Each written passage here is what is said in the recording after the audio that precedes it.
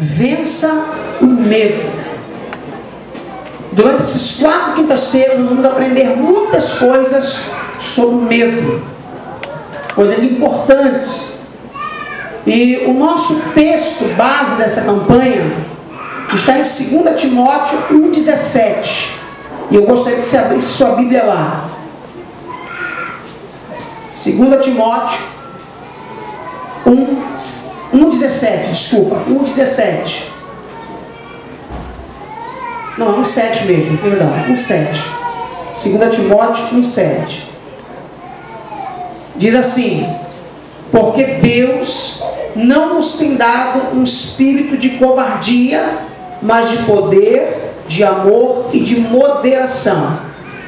Agora vou ler na versão que nós vamos utilizar. Porque Deus não nos deu um espírito de medo, mas um espírito de ousadia e de poder. Deus não nos deu um espírito de medo, mas Ele nos deu o que? Um espírito de ousadia. Em outras traduções, existem várias traduções que diz um espírito de coragem. Fala para quem está do seu lado: coragem. Eu perguntaria a você hoje: você é um homem, você é uma mulher corajosa e um homem corajoso? Você tem coragem? Ou você tem medo? Ou você é uma pessoa medrosa?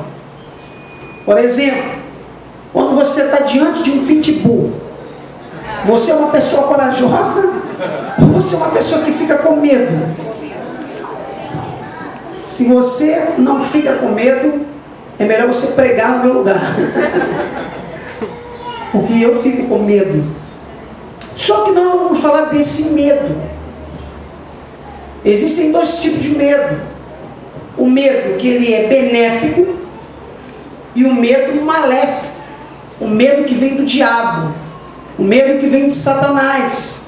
Mas existe um medo, e nós vamos ver na definição disso, que esse medo, ele é importante que você tenha, porque esse medo vai te impor limites, vai te impor domínio próprio.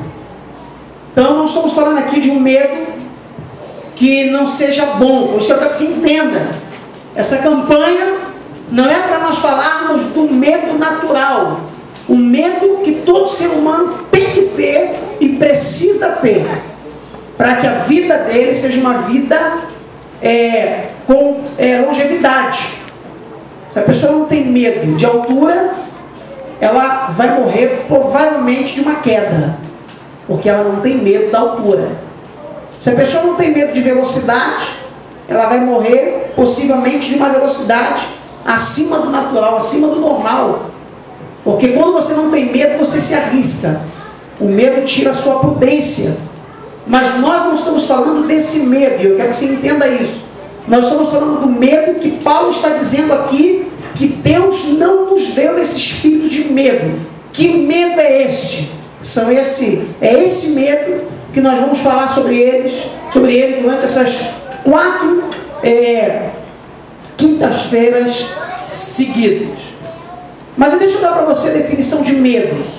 Segundo o dicionário, medo é um sentimento que proporciona um estado de alerta demonstrado pelo receio de fazer alguma coisa, geralmente por se sentir ameaçado, tanto fisicamente como psicologicamente.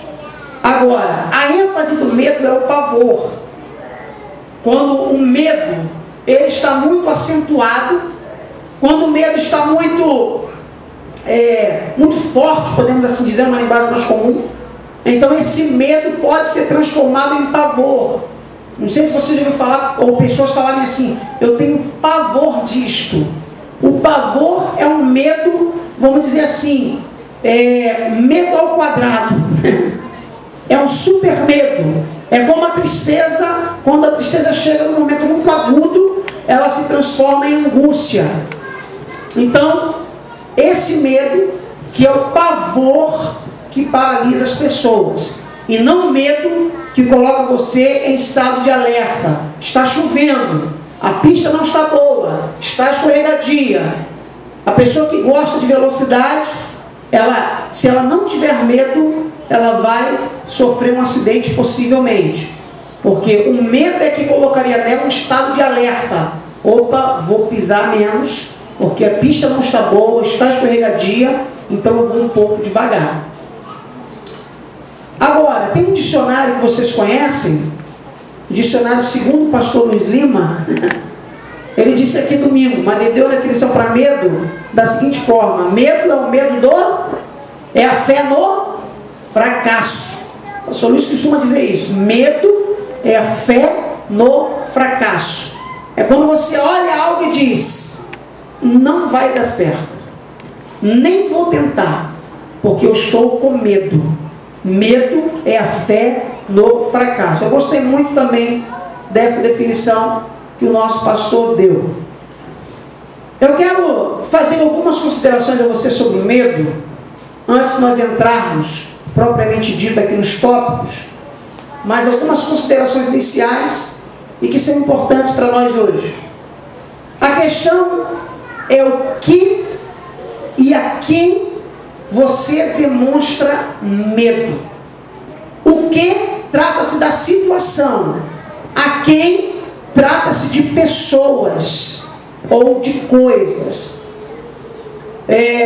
O que você pode, por exemplo, quando digo o que você tem medo, está relacionado ao seguinte: você pode estar temendo algo menor que você. Por exemplo, a mulher quando tem medo de barata. Tem mulheres que têm pavor. Mulheres que cuidam de cachorros, mas têm medo de barata. Mulheres que dirigem caminhões. E se aparecer um caminhão, uma barata dentro do caminhão, elas deixam o volante e saem correndo. Tem alguma mulher aqui que tem medo de barata? Tem, né? Se arriscam em coisas piores.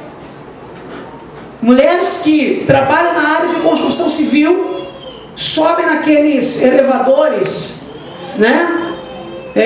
Eu já vi em reportagem que estão do lado de fora do prédio, né? Aquele que é suspenso por cordas, uma altura imensa, que tem homem que nem tem coragem de ir.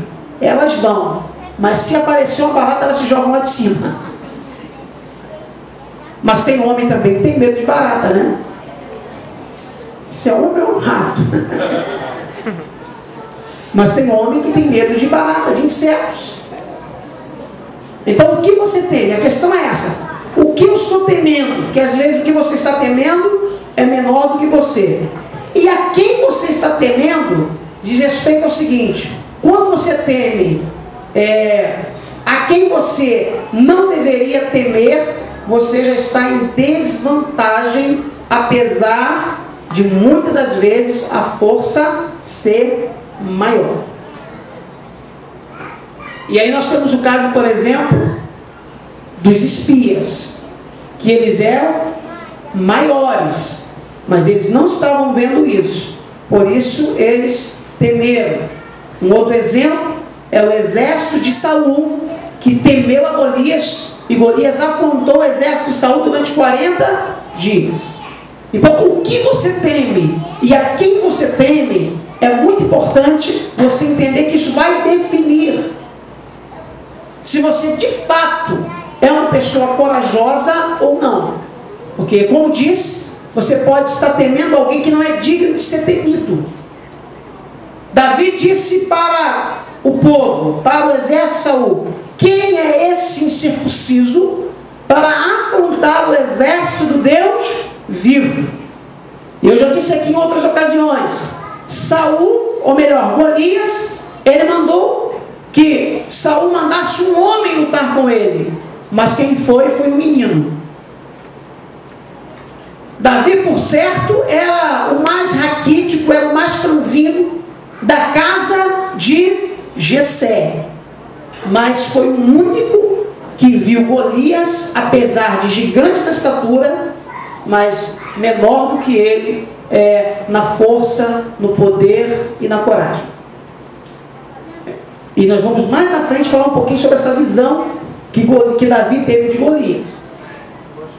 Você já viu uma pessoa pequena bater em um homem maior? Eu já vi. Um camarada grande apanhar de um camarada baixinho. Não foi de mim, fiquem tranquilos, porque eu nunca briguei. Nunca mesmo. Eu não sei o que é apanhar e não sei o que é bater. Tem gente que foi brigão, né? Brigou na escola, tudo brigava. Mas eu nunca briguei. Nunca briguei. Nem com os meus irmãos. Nunca caí um tapa com ninguém. Nem sei o que é isso. Graças a Deus. Por isso eu não tenho um osso quebrado. Tem um osso, meu corpo é quebrado. Nem um deles. É claro que nem todo mundo se quebra de briga. Mas no meu caso, também, graças a Deus, nunca briguei. Mas é importante nós notarmos e percebermos isso. O que você precisa saber sobre o medo?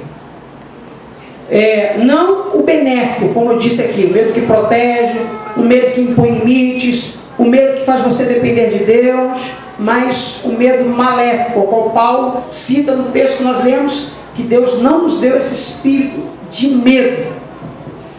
Pelo menos 3 coisas que você precisa saber, podemos enumerar aqui muitas, mas pelo menos 3 coisas importantes.